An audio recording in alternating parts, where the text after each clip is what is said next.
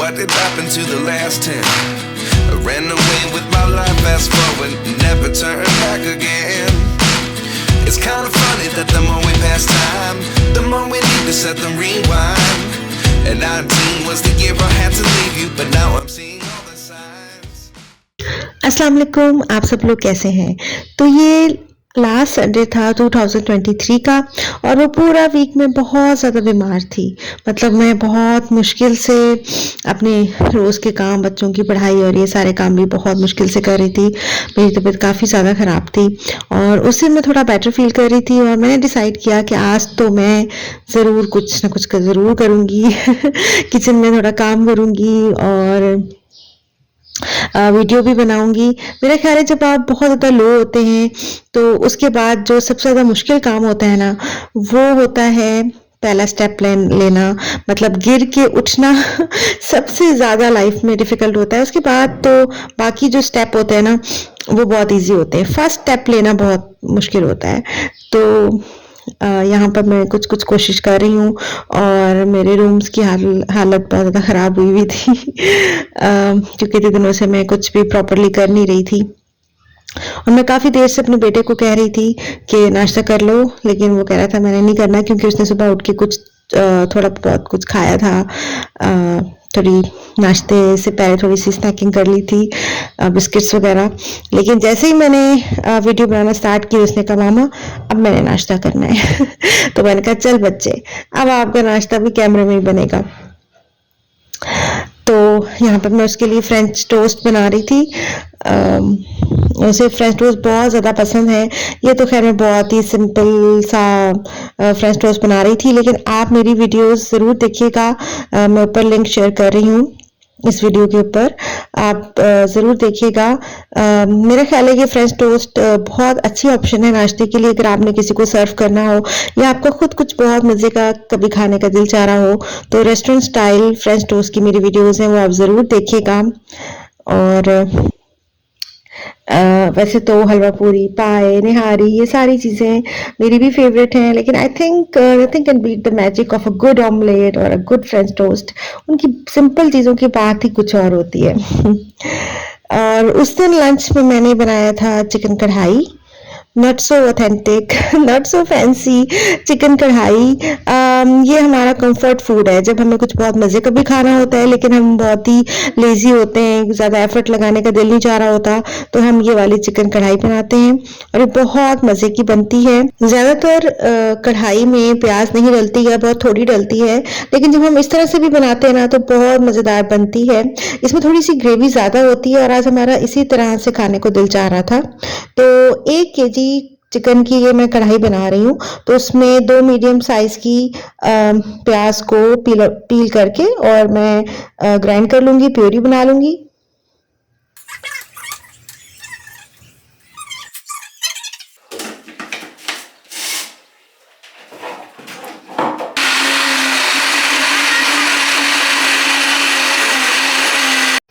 और चिकन को फ्राई करते हुए उसमें 1 हरी मिर्च साथ डाल देते हैं, तो उसमें बहुत ज़्यादा अच्छा फ्लेवर आता है। आप बाद में भी डाल सकते हैं, लेकिन इस टाइम अगर आप डालेंगे ना तो बहुत मज़ेदार सा एक अरोमा आता है। ज़रूर ट्राई कीजिएगा।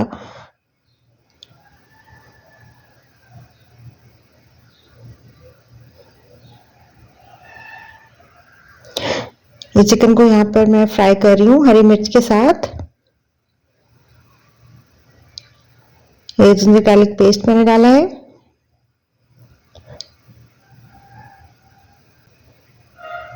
और ये प्याज की जो प्यूरी तैयार की थी ना, ये वो मैंने ऐड कर दी है और अभी फ्लेम को मीडियम रखेंगे, लो नहीं करेंगे और इसको कुछ टाइम के लिए ऐसे कुक होने देंगे। और साथ साथ में हरा धनिया चॉप कर रही हूँ। ये सारा वीक मेरे काम आता है, ऑमलेट में डालने के लिए और खाने की दूसरी डिशेस में भी काम आता है, तो बड़ा आसानी सी रह जाती है। और बिल्कुल बेसिक सी स्पाइसेस मैंने यहाँ पर डाली हैं। बस ये है कि धनिया आप खुद अगर घर में रोस्ट करके और फिर उसको ग्राइंड करके पाउडर बनाए ना, तो उसकी बात ही कुछ और होती है। मतलब जो बाजार से बना बनाया मिलता है उसमें वो टेस्ट होता ही नहीं है। और मुझे लगता है कि बहुत ज़्यादा इंग्रेडिएंट्स से उतना फ़र्क नहीं पड़ता, जितना इस बात से पड़ता है कि आप बेशक कम चीज़ें डालें, लेकिन ज़रा थोड़ा-सी एफ़र्ट लगा के डाल दें। उससे बहुत ज़्यादा फ़र्क पड़ जाता है। या तो ये सही बात है या फिर आज संडे मोटिवेशन हो रही है। और इसको अब फ्लेम को लो कर देंगे। ये मैं दिखा रही हूँ कि फ्लेम को लो किया है मैंने। और इसको कुक होने देंगे जितनी देर में चिकन टेंडर हो जाए, ठीक है। अब मीनवाइल मैं टमाटरों की प्यूरी बना रही हूँ। अब थोड़ी देर के बाद मैंने खोल के देखा तो चिकन काफ़ी हद तक टेंडर हो गया था और ऑयल ऊपर आ रहा था। तो इस पॉइंट पे मैंने टमाटो प्यूरी ऐड कर दी है। अब इसको और थोड़ी देर के लिए मैंने रखा था।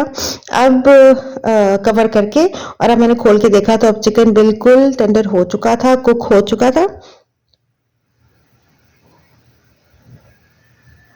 अब इसमें मैं दही डाल रही हूँ बहुत ही ज़बरदस्त फ्लेवर के लिए।